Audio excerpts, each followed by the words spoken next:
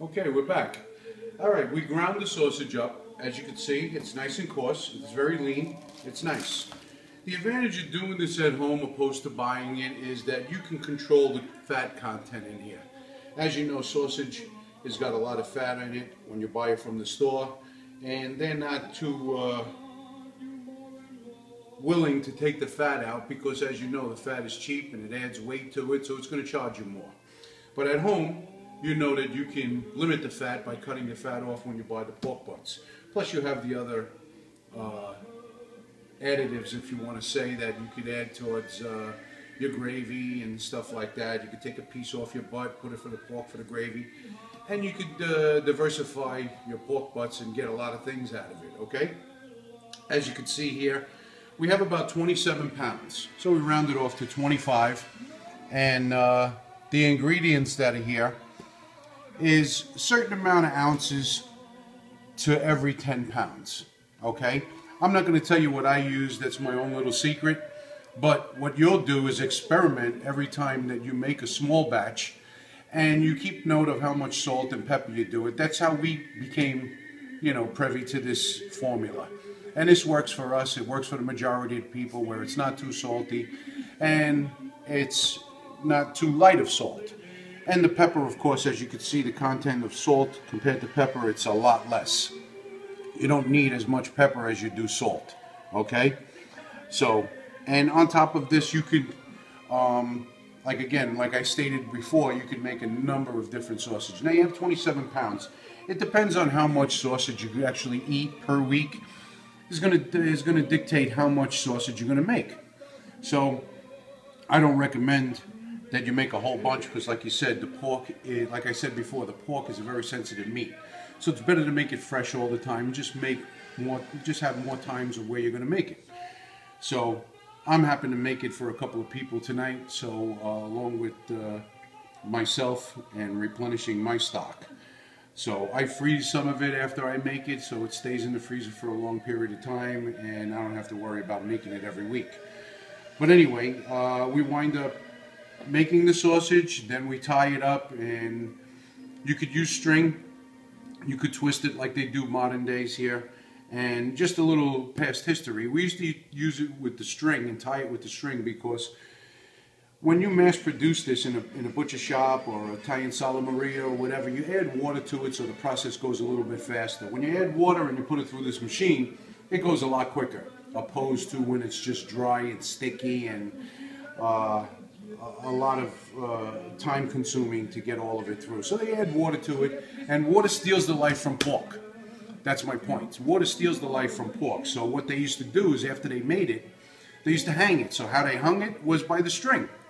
The string we used to not only choose the size of the links, and we used 5 or 6 links to the pound, and we used to hang it and wrap it up with a wet apron, let the water drain out of it, and then the next day it was good. Okay, it was nice and pink, and the wet apron around it stopped the air conditioning in the cooler that blew on it to dry the casings out, so it wouldn't dry out. So we kept it nice and moist overnight while the water drained out of it, and it was beautiful the next day.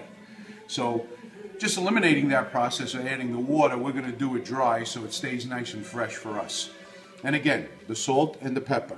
So like I said before, we can make salt and pepper sausage. We can make Italian fennel, which is salt, pepper, and fennel.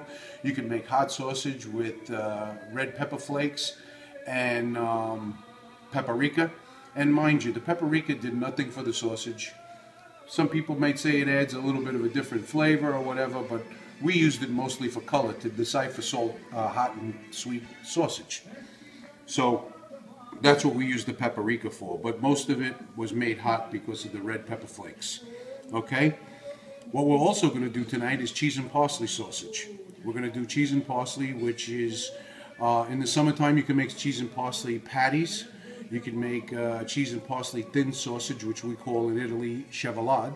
And it's in a pinwheel form, and we put skewers in it to hold it together, and you just flip the whole sausage on the grill, and it made a nice summer barbecue along with your hot dogs and hamburgers. Okay, so right now we're going to add the ingredients in here, and this here is the salt, and what we're going to do is we're going to just shake this in here. And I use the the coarse kosher salt, okay? Some people might think this is a lot of salt after flaking it in here, okay? But it's really not. So there's our salt, and you can take a look at that up close and you can see actually what the salt looks like. It does look like a lot, but when I start mixing it, and you'll see it. Now the pepper, the same thing. This pepper was maybe 3 times less than the salt, but yet you could see it, and I could also smell it. So, okay. The good thing about this here, when you make sausage, is you can add the salt and pepper to the whole amount of your sausage, because salt and pepper goes in every sausage. So if you're going to make cheese and parsley, yes, you would cut down on the salt. That's why I averaged this out to 25 pounds instead of 27. So I could pull a little bit away later on and just add cheese and parsley. I can take another little bit apart and add my fennel to it, and then another little bit apart to add my red pepper flakes and paprika. But the whole batch is going to get salt and pepper. So when you do your salt and pepper, concentrate it on the whole batch, and then take away little parts of it that you want to make for a cheese and parsley and the hot and the fennel. Now let me just introduce this little, it's a little scale, and you could easily just put a piece of paper on here and just hand scoop it and put it on there if you want to do 5. This scale goes up to 11 pounds. So it's 10, then back to 0 is the extra pound. It's 11 pounds. So you could actually pull away 10 pounds out of here, and that's a lot of sausage to be making for hot. Now we only got 27 in here, and look how much sausage. So I might take about 5 pounds out of here to do my hot sausage. I might take another 5, 6 pounds, 8 pounds out of here to do my cheese and parsley. And again, the cheese and parsley is by eye. There's no formula for cheese and parsley. The cheese and parsley part is by eye. The fennel seed, by eye. Everything is by eye. The only thing that I measured and I keep a formula in my head is what I like as my salt and pepper. Okay? So what we're going to do is you make sure your hands are clean, and then you just start mixing this by hand. And as you're mixing it, you're going to feel the salt and the pepper. And as you get through it, okay, you're going to see it even, you're going to feel it in your hands, and you're going to see it as well evenly distributed. Okay? And that's what you're looking for. That evenness of the salt and pepper. And then you could feel it. Like, you know, right now I'm going through it and I can feel where there's no salt and pepper, and I can feel where there is salt and pepper. So when I feel it in my hands where it's all the same, then I know I'm good to go. Okay?